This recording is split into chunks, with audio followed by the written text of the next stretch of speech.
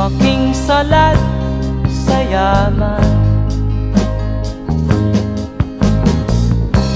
Maagang nawala si ama. Ang ina ko na may mahina